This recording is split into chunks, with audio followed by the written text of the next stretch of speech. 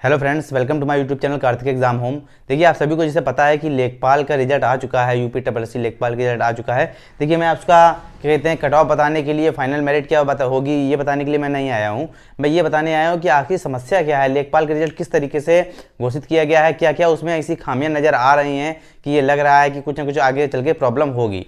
ठीक, अभी देखिए, इस वीडियो को देखना आपके लिए बहुत इंपॉर्टेंट है। जिसका सिलेक्शन हुआ है, जिसने अपना रिटन एग्जाम क्लियर किया है, तो वो लोग इस वीडियो को जरूर देखें और ये देखें कि मतलब कब तक इसका फाइनल रिजल्ट आ सकता है।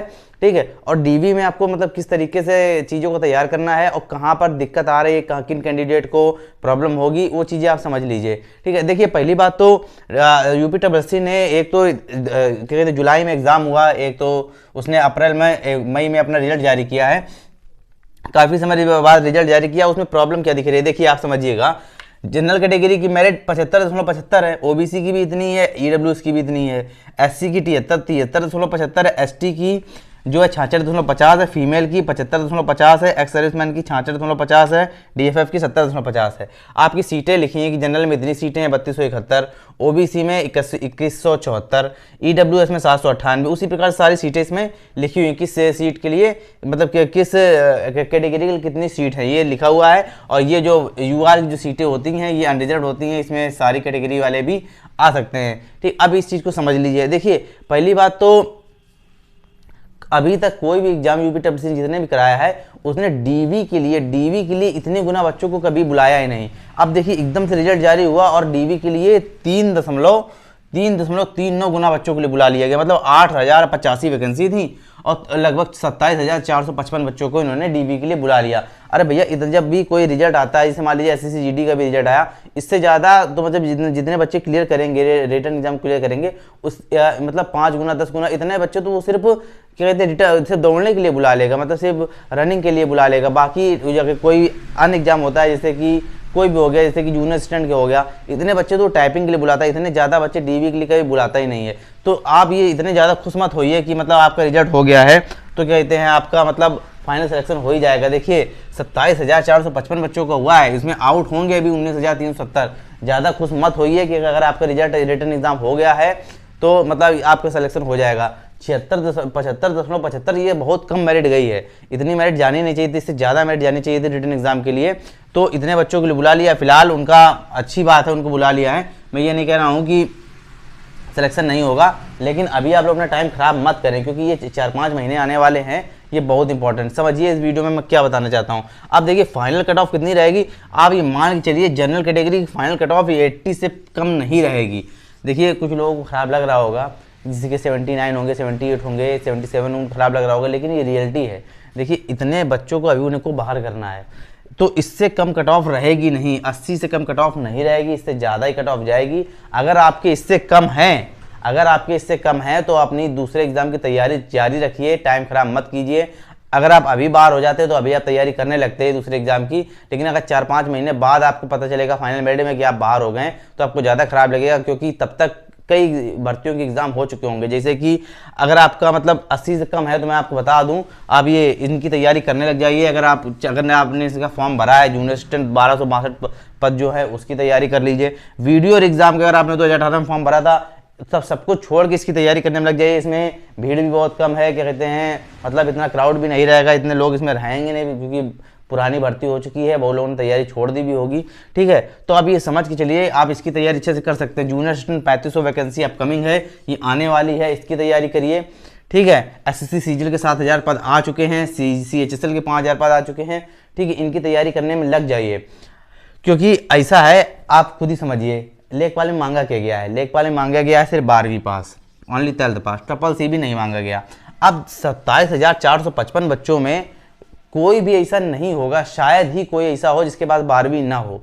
ठीक है, सबके पास 12वीं होगी, तो कोई भी डीवी से बाहर होएगा नहीं कि ऐसे डीवी से बाहर होगा। हाँ, किसी के मार्कशीट में नाम, पापा का नाम, मम्मी के नाम कुछ गलत होगा, या कुछ मतलब मार्कशीट कुछ ऐसी हो चुकी होगी, इसमें नंबर क्लियर मतलब नाम नंबर क्लियर नहीं होंगे, थोड़ा सा मतलब झड़ चुका होगा नंबर, तो उससे कोई प्रॉब्लम नहीं होती है। एफिडेविट बनवा के आप डीवी देने चले जाएंगे, कोई दिक्कत नहीं होगी, आपको टाइम दिया जाता है सही कराने के लिए। तो आप ये मान के चलिए डीवी में 27,455 में शायद ही कोई ऐसा बच्चा हो जो डीवी से बाहर हो जाए। कोई भी बच्चा डीवी से बाहर नहीं होगा, हो सकता है कोई देने ना जाए डीवी, वो तो अलग की बात है, लेकिन कोई बच्चा डीवी से बाहर नहीं होगा। और नहीं होगा तो मतलब ये समझ लीजिएगा 27,000 लोगों की डीवी क्लियर हो गई, 27,000 लोगों की भी डीवी क्लियर होती है तो उसमें उन्हें लेने 8,085 ही हैं, ज़्यादा नहीं लेने। इतने बच्चों का सिलेक्शन होगा 8,085 का, 12वीं पास मांगी गई है, ठीक है। और तो आप तैयारी करने लग जाइए। अच्छा, एक समस्या और है, सबसे बड़ी दिक्कत, सबसे बड़ा खेल तो इनके साथ किया गया है जो पीएच कैंडिडेट हैं, फिजिकली हैंडीकैप्ड कैंडिडेट हैं। इनके साथ क्या प्रॉब्लम है,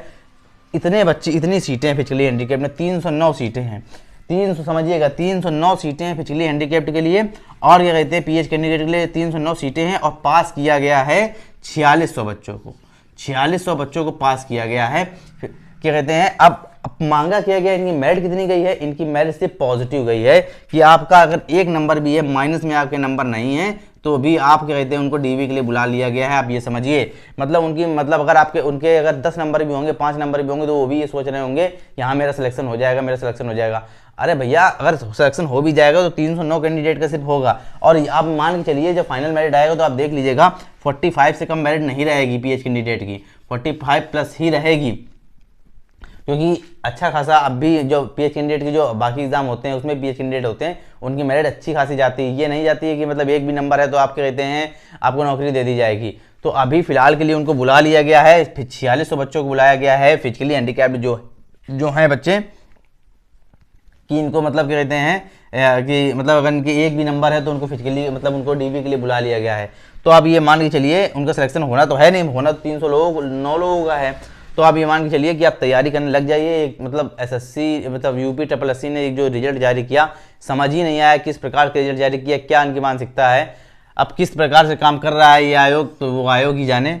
बाकी अगर आपके अन्य एग्ज़ाम लगे हैं तो आप अपना टाइम वेस्ट मत कीजिए, डीवी तो देने जाइए, साथ ही साथ अगले एग्ज़ाम की भी तैयारी करिए अगर आपके 80 से कम मार्क हैं। ये मेरा एक एक्सपेक्टेड कट ऑफ है, ठीक है। मैं मतलब अपने हिसाब से जानकारी देके बता रहा हूँ, इतनी मेरिट में सिलेक्शन नहीं होगा, ठीक है। अब वो आप सभी को भी पता है कि 19,370 बच्चे बाहर करने हैं, तो इससे ज़्यादा ही मेरिट जाएगी।